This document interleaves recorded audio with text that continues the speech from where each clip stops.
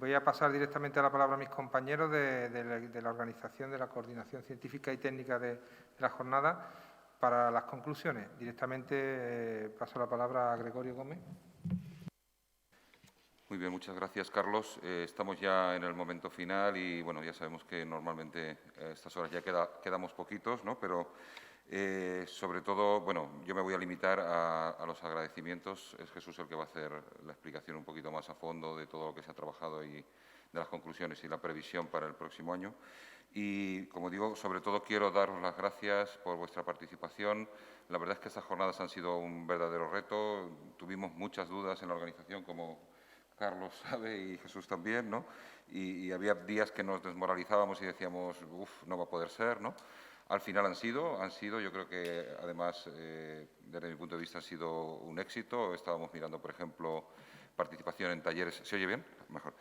Estábamos viendo participación en talleres y ha sido muy similar a la que hemos tenido otros años, ¿no? Aproximadamente un poquito más con gente presencial que de forma telemática, pero bueno, la participación global ha sido muy similar. Los temas que se trabajaron ayer creo que han sido muy, muy interesantes. Se produjo mucho material, lo tenemos todo recopilado y lo elaboraremos convenientemente, como dijimos ayer. Y luego, bueno, pues ha habido, yo creo que sesiones realmente interesantes. Hoy, por ejemplo, hemos asistido, bueno, pues a algunos temas realmente importantes, ¿no? Y, bueno, emplazaros a que el año que viene nos veamos aquí de nuevo y nos veamos ya en condiciones normales, en el mes de junio y a ser posible sin mascarillas, ¿no? Y no os voy a entretener nada más. Yo creo que Jesús tiene bastantes cosas que contaros, así que le doy la palabra. Gracias. Muchas gracias, Carlos y Gregorio. Espero no tardar más de 10 minutos, a ver si lo consigo. Empezábamos las jornadas viendo desde un agujero pequeñito lo que ocurrió hace 7.000 millones de años luz en algún lugar del universo y planteándonos el objetivo de mejorar nuestro saber en salud, incluyendo el compacto COVID.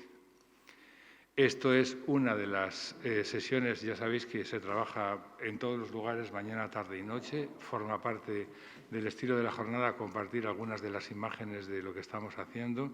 Esto estaba ocurriendo unos días antes de las jornadas. Siempre están trabajando todos esos profesionales que están ahí abajo. No me he resistido a la tentación de poner uno de los amaneceres. Este es el de ayer, aquí al lado en la playa, un poquito antes de que saliera el sol. Este es el de hoy. Y, como veis, los amaneceres cambian, las paletas de colores también. En todo momento nos hemos planteado que todo es complejo en salud, que es multicausal siempre. Este es el ideario básico de las jornadas. Queríamos seguir el proceso de sentir, registrar, conocer, para saber cada vez más y mejor. Entendemos que saber es el conocimiento aplicado en el aquí y en el ahora con los medios disponibles al reto que se plantea. Saber atender o curar o cuidar a una persona, a un colectivo, a una pandemia, a lo que corresponda. Estamos en un modelo de atención de salud que es descentralizado, por tanto, el reto es desde una visión unificada, desde múltiples perspectivas e intereses, conseguir una ejecución autónoma y descentralizada de las soluciones a los problemas que se nos plantean. Y la palabra mágica es cooperar. No hay otra manera de hacer esa acción que cooperando. O en competition, esa palabra que se ha inventado, que es competir contra la ignorancia. El proceso en estas semanas ha sido de un cooperar pequeño a un cooperar grande con mayúsculas que habéis hecho realidad vosotros. De veras, muchísimas gracias, porque habría sido imposible obtener lo que se ha obtenido sin toda vuestra cooperación. Esta pequeña retroalimentación es para reconocer que pasamos de un encuentro, se han producido, no digo mágicas, pero sí de cooperación, porque no han sido mágicas, aunque sí muy evocadoras, las interacciones entre todos vosotros, y este año más que nunca tenemos un montón de documentos que probablemente ejercerán un efecto amplificador, quizá un efecto mariposa beneficioso para la salud. Este año, además de aportar, hemos guardado en nuevos medios. Le agradezco mucho la cooperación a CEFIC, a Juan Antonio y a su equipo para documentar lo que hemos dicho. Está en formato voz y texto, pero lo trasladaremos a otros formatos. Eso lo compartiremos y lo legaremos para el que corresponda. Quizá lo indexemos, ya veremos a ver qué hacemos con todo el material generado por vosotros. Habría sido imposible de obtener si no hubiera sido por vuestra cooperación. Pasamos de una visión compleja de la realidad más o menos analógica. Sabemos que hay muchos vectores, por lo menos todos esos que están puestos en esa imagen ahí. Hemos visto algunas imágenes simplificadas de una realidad hipercompleja, como es esa evolución de la patología cardiovascular, para la que tenemos esa información y para la que se ha hecho un mapa estratégico que está perfectamente estructurado por detrás. Lo digo como uno de los ejemplos o de los logros en los cuales se pasa de lo hipercomplejo a lo estructurado, a lo que se puede medir, evaluar y gobernar, y que, por supuesto, necesita un gran sistema de información, un gran sistema neuronal de relaciones que permita ver la información de múltiples maneras. Elegimos de todas esas vectores y fuerzas 6 vectores que estaban apareados. El primero lo apareamos con la palabra personas, el segundo con saber y el tercero como TIC. En la puesta en común de ayer vimos que había complementariedad entre cada uno de estos ejes y también vimos cómo el secretario de Estado el primer día convirtió estos dilemas en objetivos. Directamente pasó a definir que esos eran objetivos. Luego vamos hacia un enfermo ciudadano usuario activo, hacia conseguir un profesional alineado y satisfecho con lo que hace, hacia un saber estructurado y compartido, hacia un hacer ciencia entre todos, hacia unas infraestructuras conectadas continuamente y en tiempo real, hacia un lenguaje universal, que es otra de las maneras de conexión. Quizá, si esto se pudiera medir, podríamos ver en algún momento cómo evolucionan estos vectores. Quizá esto pudiera ser útil para hacer un mapa estratégico en el futuro y pintar dibujos de eso, cómo vamos avanzando de la realidad actual en cada uno de esos vectores hacia el futuro. Hablábamos de olas así de indefinidas, de olas que nos marean porque estamos dentro de una ola y es imposible sentir o tener una información nítida de dónde estamos, a menos que nos alejemos de la ola. Hay que tener otra perspectiva, salirse de la ola para ver en qué momento está uno, hay que salirse del tiempo y del modo actual para comprender el fenómeno. Abajo teníamos un ejemplo de alguno de los indicadores que se estaban utilizando para medir COVID, para un indicador que es más preciso que el de contagios, que es el número de personas hospitalizadas y que es más esperanzador que el número de personas muertas, que también es bastante preciso. Arriba es un ejemplo de lo que sabemos de los ciclos de la gripe, ya sabemos bastante. Arriba están evoluciones anuales en una realidad geográfica concreta. A la derecha un modelo de simulación que lleva acertando año tras año cuándo se va a producir el brote, en qué magnitud. Y abajo tenemos otra visión de la evolución de la gripe que superpone lo administrativo y sobre todo cuenta cómo evoluciona el virus de manera natural. Tendremos estos y otros muchos análisis y seremos capaces de hacer predicción también de COVID y de otras cosas, a cambio de que cooperemos y que compartamos datos. Por tanto, ¿qué es hablar de olas? Si la ola nunca está quieta, si la ola siempre se está moviendo y tenemos que saber cómo funcionan las olas extrayéndonos de ellas. Pueden ser así de bellas. Este es un reflejo de una de las olas, de uno de los instantes que pude captar ayer, pero estamos en una evolución continua, cambiando en una y en otra. Hablamos de que hay varios métodos de aprendizaje. Este es un ciclo de aprendizaje en el cual empieza con la pregunta ¿qué pasa?, que es la pregunta que le hace el profesional a quien siente necesidad. A continuación, esa necesidad expresada de manera consciente, inconsciente, con dolor, sin dolor, con ansiedad, sin ansiedad, por la persona que la tiene, por el colectivo que lo tiene, por el colectivo que se va a infectar, se convierte en una pregunta que genera gran ansiedad para el que la tiene que resolver. ¿A qué se parece lo que me cuenta? ¿Qué es lo que le pasa? ¿A qué categorías de conocimiento se parece lo que le está ocurriendo para que yo pueda proponer una solución eficaz? ¿Qué le pasa? Se convierte en una pregunta, a una tensión entre la ignorancia, el conocimiento, los datos que uno tiene. Eso en la evolución de cada problema y también el ciclo de aprendizaje implica contextualizar en cada momento lo que está ocurriendo.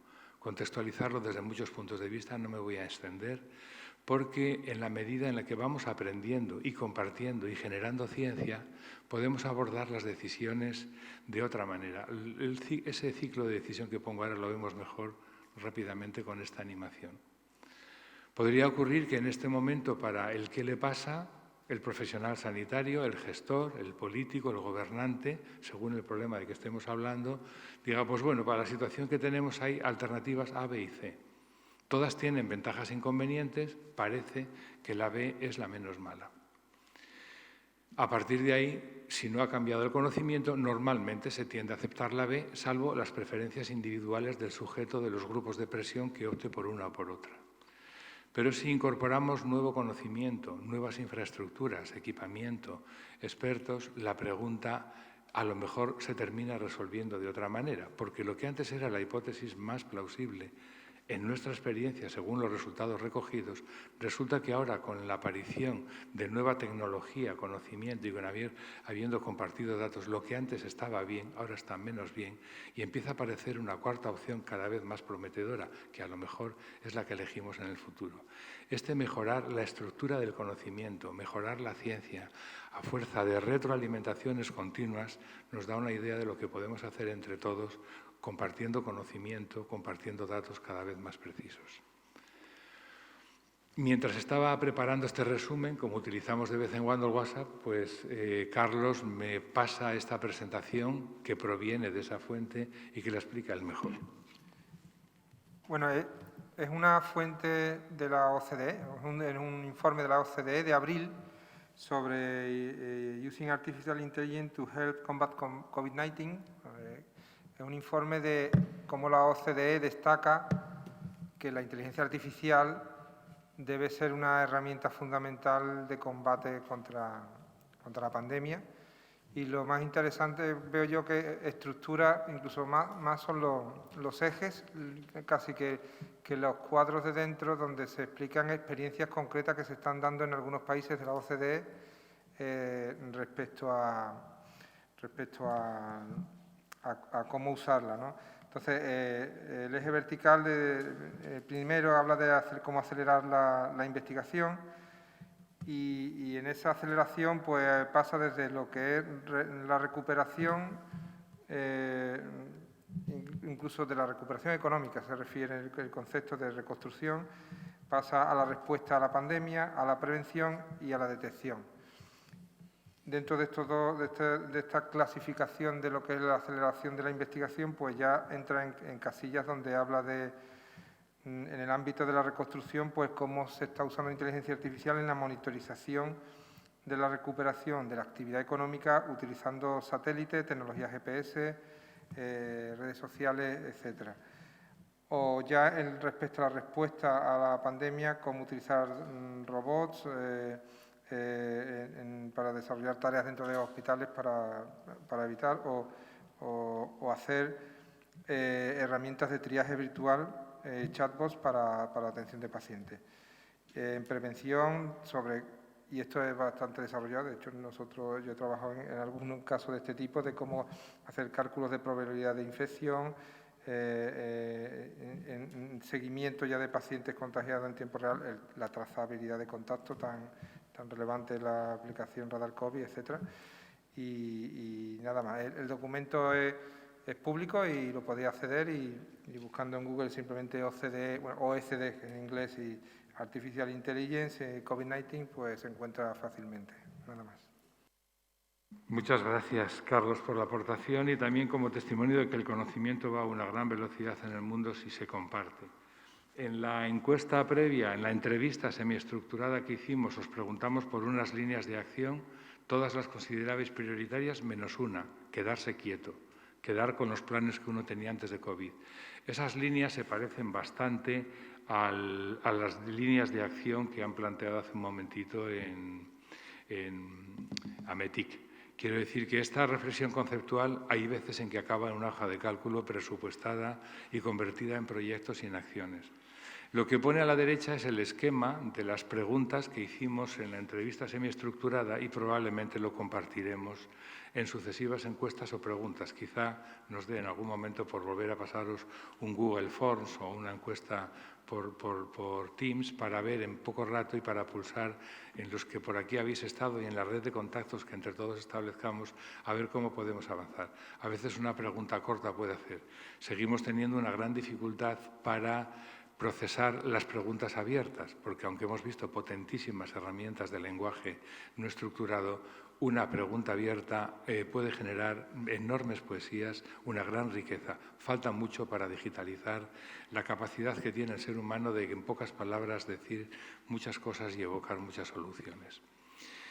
Y esta es casi el final. Como estamos en familia, pues no resisto la tentación de compartir eso. Tenemos la puerta abierta a muchas cosas, la puerta abierta a continuar. La de la izquierda es una foto del reflejo de una luz en uno de los momentos de la preparación y la de la derecha son 3 instantáneas de esta mañana, un poquito antes de que saliera el sol, de una de las piscinas que no hemos disfrutado. Estaba pinteando.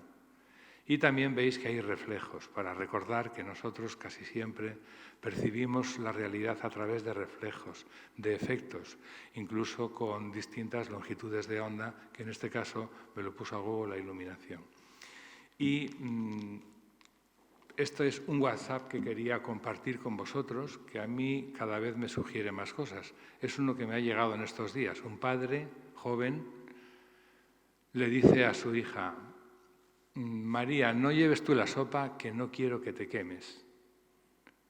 La niña tiene 3 años y medio y le responde, como hacen ellas, instantáneamente: entonces, ¿quieres quemarte tú? Entonces, a mí la llevo dando vueltas. Me parece que es un buen ejemplo de iteración, es un buen ejemplo de aprendizaje. Puede ser un ejemplo de insolencia o puede ser un ejemplo de que nadie aprende en cabeza ajena. No quiero seguir sugiriendo porque la lección nos la dan los jóvenes que nos preguntan, los padres que transmiten conocimiento, que advierten y que corren peligros o no y que se ven en la obligación de llevarles sopa y muchas más cosas y más conocimiento. Y ya termino con la duda que compartíamos los del comité organizador, que es de qué hablaremos el año que viene. Y entonces nos ha salido esta diapositiva, que es una pregunta todavía no cerrada. Fijaros que empezamos en digitalizando en las crisis para saber de salud. Parece que esto va para largo. Y, bueno, llegamos a esta pregunta. Otras especies se adaptan al entorno y nos podemos preguntar cómo desarrollaremos esa inteligencia colectiva que mejore la salud de la especie humana. Sabemos que multitud de especies de gérmenes se adecúan y se adaptan a nuestros antibióticos y generan resistencias. Sabemos que la especie humana genera conflictos, que incluso hace comportamientos voluntariamente nocivos para su salud y plantea retos al sistema sanitario. Y mientras estábamos haciendo esta diapositiva, entre nosotros bromeamos. ¿La ponemos en fondo blanco o fondo negro? ¿Cómo vemos esta realidad? ¿Con fondo negro esto no va a ocurrir o la vemos con fondo blanco? La pregunta es la misma, quizá el planteamiento es distinto. Y bueno, esta es la duda en la que estamos en este momento para ver qué encontramos para el año que viene, porque mientras hacíamos esta reflexión en nuestro WhatsApp también decíamos que es probable que COVID se exprese ya con menos beligerancia, con menos virulencia, por muchos factores. Pero lo que es seguro es que viene una segunda ola enorme que no sabemos predecir, de características socioeconómicas muy complejas, que, entre otras cosas, obligará a refundar el sistema sanitario. Porque fijaros que una de las consecuencias de COVID es una fatiga tremenda en los profesionales que forman parte del servicio de salud, parte intrínseca. El conocimiento de cada profesional, la habilidad de cada profesional, es decir, el saber de cada profesional, forma parte de la sostenibilidad del sistema, el saber aplicado a cada una de las preguntas.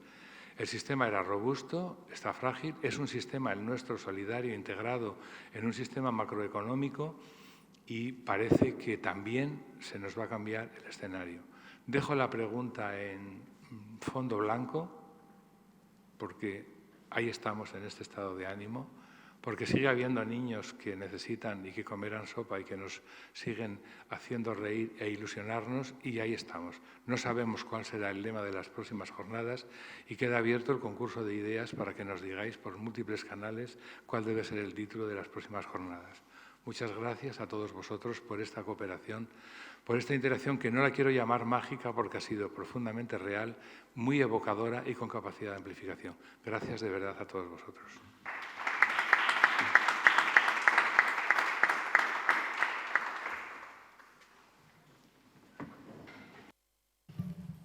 Vamos a recibir ya, a hacer los últimos comentarios de cierre de la jornada. Me quedo ya.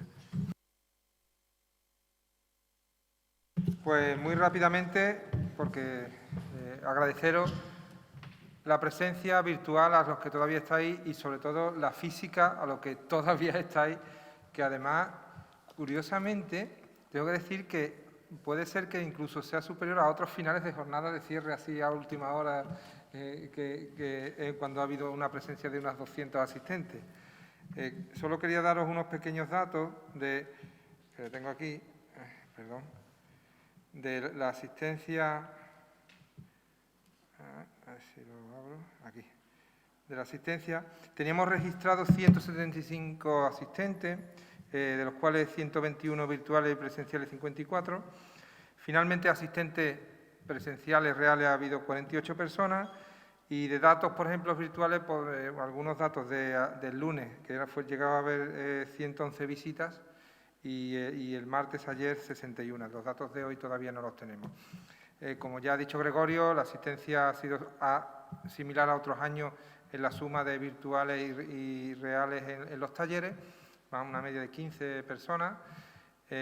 Y nada más, bueno, agradecer de nuevo a la Secretaría Técnica, a CEFIC, a mis compañeros, a Gregorio, a Jesús, sobre todo, con su gran esfuerzo también de promover la actividad de los talleres, a los coordinadores de talleres y a nuestro presidente Luciano, que ha sido el impulsor de que hoy estemos aquí. Ha sido una experiencia esta primer jornadas híbridas, virtuales, presenciales, que entendemos que no han estado mal, ha sido muy complejo. Quiero agradecer también al equipo de técnicos que están ahí detrás enfrente mía, que también han sufrido bastante y han tenido que improvisar mucho y han conseguido resolver situaciones complicadas, incluso de moderadores que no conseguían conectar. Y nada más, les doy la palabra al presidente de la SEIS, a Luciano Sáez. Muchísimas gracias a todos. Muy bien, muchas gracias, Carlos. Bueno, yo únicamente repetir el agradecimiento de Carlos Parra como coordinador general de las jornadas y, bueno, agradecer de nuevo a todos los que han hecho posible que hoy aquí finalicemos, ¿no?, esta edición rara de las Jornadas Nacionales de Innovación y Salud en Andalucía. Espero que el próximo año nos podamos ver, en junio, ¿no?, y físicamente, ¿no? Entonces, aunque creo que lo virtual ha venido para quedarse y seguramente haremos retransmisión. Perdón. Bueno, yo únicamente decir que estoy convencido que el papel de las TIC en este futuro próximo dentro del sector salud va a ser renovado, en el sentido de que va a haber financiación, de que va a haber lanzamiento de proyectos. Hay que consolidar lo que se ha avanzado en esta época de la pandemia. Y, bueno, y ahora tenemos un reto. El reto de tanto de instituciones como de profesionales como de la propia industria, de responder, ¿no?, de responder y que seamos capaces de que esos proyectos que nos pongan en marcha o que nos promuevan, que pongamos en marcha, seamos capaces de hacerlo y que realmente construyamos esta salud digital o los servicios de salud de una forma transformados gracias a la tecnología digital. Yo sí quería recordar, que lo suelo hacer todos los años en el acto de cierre de las jornadas, qué nuevas acciones va a abordar la Sociedad Española de Informática de Salud y sobre qué temas seguiremos hablando, ¿no? Pues, lógicamente hablaremos de transformación digital, hablaremos de la financiación, hablaremos de gobernanza, de reutilización de la información clínica, de Big Data, de ciberseguridad y de los componentes tecnológicos impulsores de la transformación. Pero también hablaremos de los frenos que nos encontramos en nuestro sector, como son la financiación, que sigue siendo un freno hasta que realmente se demuestre que estos fondos que parece que van a estar ahí, ¿no?, se materialicen y veamos la fórmula de utilizarlos. Y un tema que incluso es más importante que la financiación, porque la financiación, si no hay recursos humanos que puedan abordar los proyectos no hacemos nada. Entonces, es necesario disponer de recursos humanos en formación digital, tanto en profesionales sanitarios como en profesionales expertos en TIC Salud. Sobre este tema, pues únicamente decir que, bueno, sabéis que tenemos el convenio de colaboración con el Ministerio de Sanidad y con el Instituto de Salud Carlos III, en virtud del cual vamos a empezar la 7ª edición del máster en Dirección de Sistemas y Tecnologías de Información y las Comunicaciones para la Salud y en Digitalización Sanitaria, en el que incorporamos la posibilidad, y creo que es una buena herramienta para que profesionales sanitarios se formen y vean las TIC de otra forma y sean impulsores dentro de sus servicios de la transformación digital. Este máster, que vamos a empezar esta edición, como os decía, el próximo día 15 de octubre, finaliza el plazo de matrícula y animo a todos aquellos interesados a que procedan a realizarlo. Me he mirado porque no quiero que se me olvide ninguna cosa, que luego me riñan. Bueno, en octubre vamos a organizar la próxima edición del Foro de Salud Conectada, con el objetivo de compartir conocimiento y experiencias en el ámbito de la salud conectada, que ha demostrado, en este caso de la pandemia, ¿no?, ser una muy buena y necesaria herramienta para afrontar y reducir las presencias físicas, incluso humanizando la asistencia, ya que en muchos casos son los que han permitido el que haya personas que sigan estando acompañadas y comunicarse con sus familias. Por otra parte, les anuncio la convocatoria de los Premios Nacionales de Informática y Salud 2020. Esta convocatoria se abrirá en el próximo mes de octubre y el plazo de presentación de candidaturas es hasta el día 1 de diciembre. Estas candidaturas tienen que presentar socios de la 6. Entonces, bueno, si algunos tenéis idea y no sois socios de la 6, podéis acudir a algún socio, va a promover que promueva esa candidatura, y durante el mes de diciembre el jurado de los premios pues decidirán, ¿no?, con su votación cuál es el... Y yo sí quería un poco pues también comentar que, como veis, la 6 hace muchas cosas y somos pocos. Entonces, animar a todos aquellos profesionales y socios de la 6 que me escuchéis o que estéis aquí, los que estéis dispuestos a colaborar en las acciones de la sociedad, estaremos encantados de recibiros y rápidamente os daremos participación en los gobiernos y en los impulsos de nuestras acciones. Y bueno, únicamente pues ya felicitar a todos los que habéis participado en las jornadas y que espero que el próximo año nos veamos y en próximas actividades de la sociedad. Nada, muchas gracias.